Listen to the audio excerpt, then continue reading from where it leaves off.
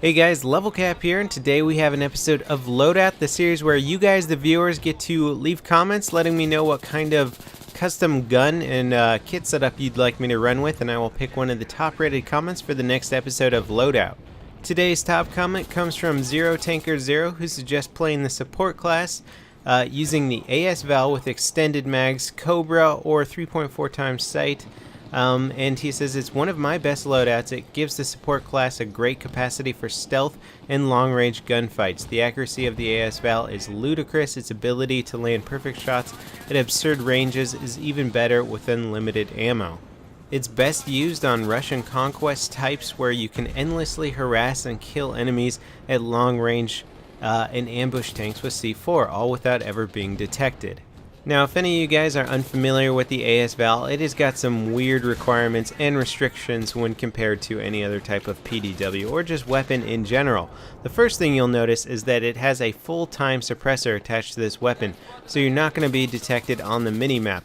However, having the full-time suppressor equipped also only gives you the option of using 2 weapon upgrade slots, so you don't have the 3 that most weapons normally get.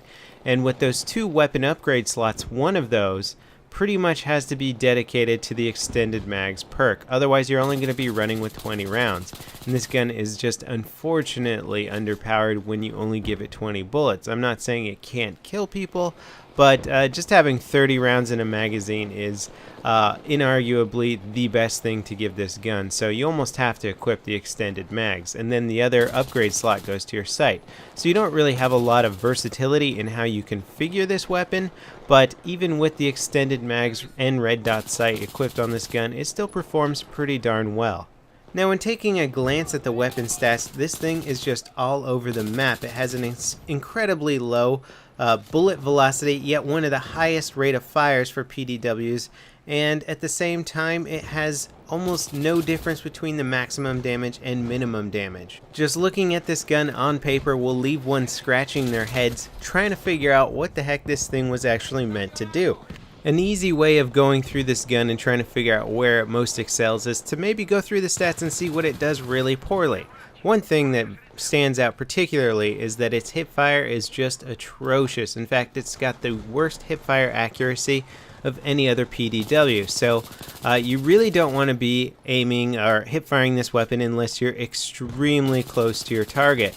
So it might suggest that close quarters, fast reflex type gameplay is not what the AS VAL was intended for. In fact, ZeroTanker0 seemed to be pretty much spot on with his talking about long-range targets. The only weird thing about this gun is that its bullet velocity is so freaking slow that long-range targets are going to be incredibly hard to hit if they're running. In fact, you have to lead significantly if you're going to hit those long-range targets, and you can get used to that. It's just hitting a target that's perhaps zigzagging is nearly impossible with the AS VAL, at least hitting it consistently. Now, checking out the damage on this gun is very interesting because the minimum damage is actually 18.4, which is identical to any basic assault rifle out there. So at longer ranges, this thing should be performing like an assault rifle, and when you combine that with a 900 round per minute rate of fire, this thing can actually dish out quite a bit of damage at longer ranges.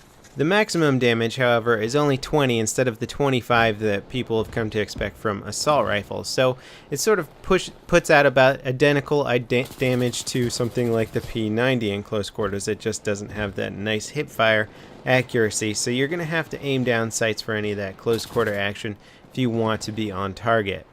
Now, when looking at the aiming down sights accuracy of this weapon, I almost thought that the stats page was a typo or a misprint or something, because the aiming down sight accuracy for your very first shot is 100% accurate. There's some sniper rifles out there that don't even have 100% accuracy for their first shots. So trying to figure out, like, how does the AS VAL have 100% accuracy for its first shot didn't really make a lot of sense to me, but sure enough, it does. That means wherever you're aiming your target, your very first shot coming out of this thing is going to hit exactly on target.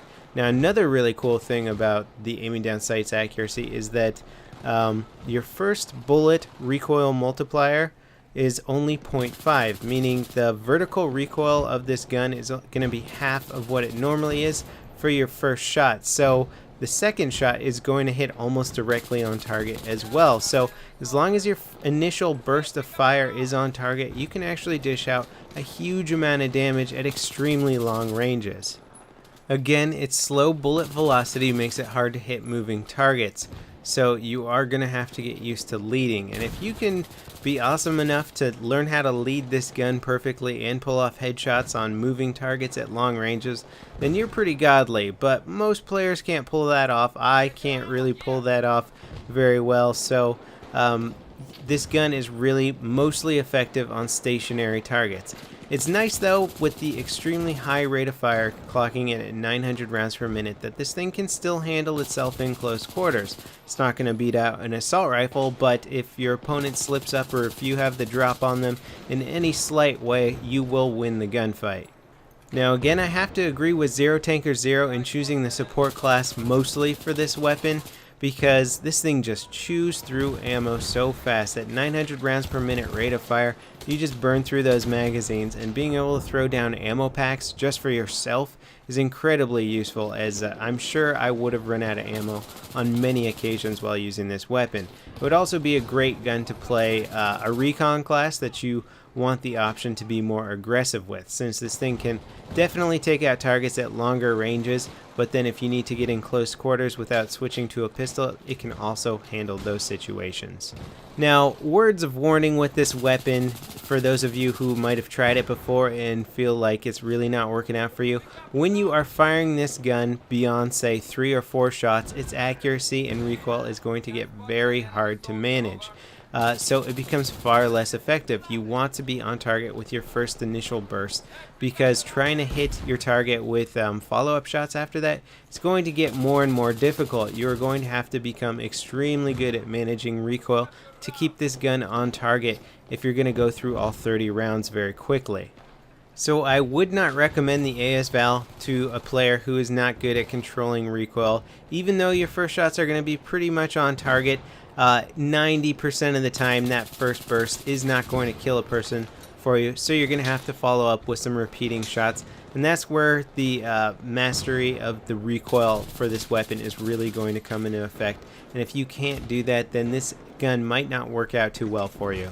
That's a reason why I went with the Kobra sight instead of the 3.4 times magnification sight, because even though the 3.4 times sight would have given me more accurate initial shots, my follow-up shots would have been a little bit hard to get on target just because of managing the recoil. With a gun that has significantly high kickback in some situations, I like to put a red dot or Kobra sight on the weapon so I can better control the recoil and see my targets as they're running around. So overall, I really do like this loadout, and I have to agree 100% with Zero Tanker Zero on the way to play with this gun. It does work really well in Conquest or Rush game modes. I am using it here on TDM because I think it also makes a pretty darn good TDM gun for longer ranges. I wouldn't recommend using it on something like Team Deathmatch, No Shark Canals, where they're kind of forcing you more into close quarter situations, because that's where this gun is going to start to suffer. You want to use it at medium and longer range scenarios, and so Gulf of Oman Team Deathmatch is a lot of long range shots, so it was a perfect gun for this map. That's it for this episode of Loadout. If you guys enjoyed it, please rate the video, and remember to leave your comments in the comment section letting me know what kind of gun and accessories you would like me to run with for next episode of Loadout. I'll see you guys next time. This is LevelCap signing off.